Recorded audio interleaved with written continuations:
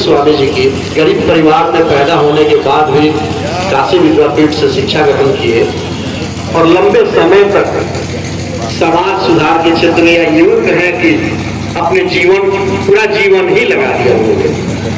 उपलब्धि उनके किसान मजदूरों के लिए जो संघर्ष है वो न केवल भारत में, विदेशों तक इसकी ख्याति फैली हुई थी।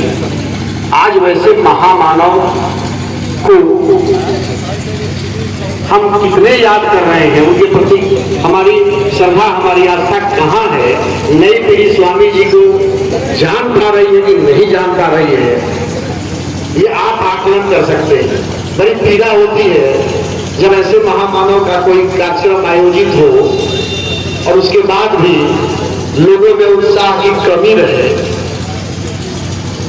तो इस बात को देख के जरूर पीड़ा होती है। आज उनकी 136वीं जयंती है और उस महामानव को एक ब्रह्मर्षि कुल के होने के नाम पर याद किया जाए, शायद मुझे ये पसंद नहीं। मैं अपने दिल की बात करता हूँ। स्वामी जी किसी जाति, किसी परिधि, किसी संप्रदाय, किसी समूह, किसी संस्था, किसी विशेष वर्ग के रूप में जाने जाए, ये मुझे विश्वास, ये मुझे मंजूर नहीं है।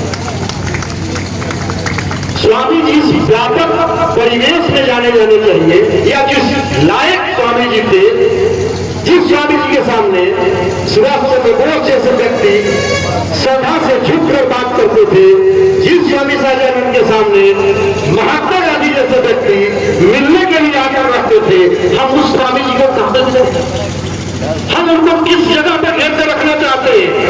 क्या हम औरों के आदर्शों के तरह ही इनको बांध कर रखना चाहते हैं? और ये बहुत व्यापक थे और इनको उसी व्यापकता में देखना चाहिए और इनको उसी व्यापकता में रखना भी चाहिए। जब स्वामी जी ने किसान आंदोलन आरंभ किया था, माना जाता है कि भूमिहार जमींदार थे, जमीन पर भूमिहारों का बहुत आधिपत्य था। तो अगर जाति पाति के आधार पर वो अपने आप को स्थापित किए होते तो जमींदारी प्रथा को हटाने वाला पहला व्यक्ति विश्व का स्वामी दयानंद सरस्वती था। नहीं करता।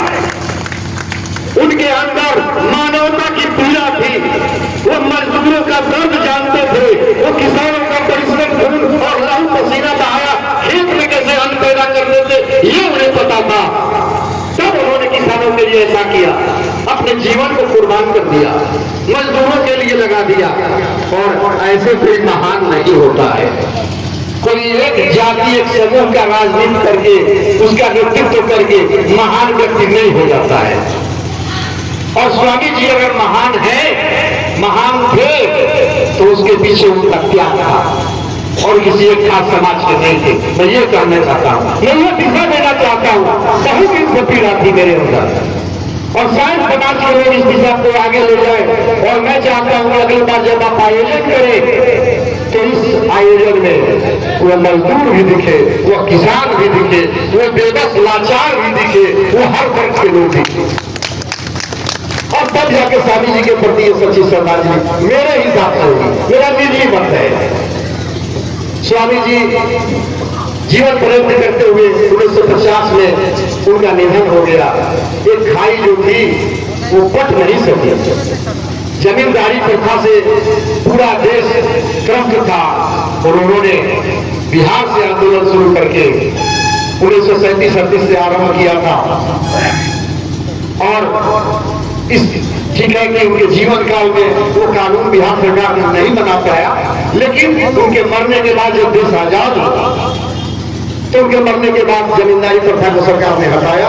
और ये माना जाता है कि जमींदारी प्रथा यहाँ से जो हटी वो सिर्फ और सिर्फ स्वामी सच्चिदानंद सरस्वती के त्याग, बलिदान और संघर्षों का परिणाम था।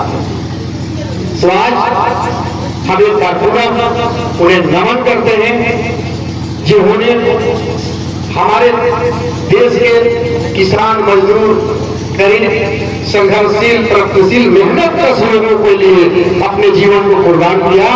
आज पुनः सर्व समाज के लोगों को, वैसे मेहनत लोगों को कहा जाता है किसानों का देश भारत है, यहाँ की अधिकांश आबादी खेती पर निर्भर है और किसान मजदूरों का तारतम्य अन्योन्यात्मक संबंध भी है।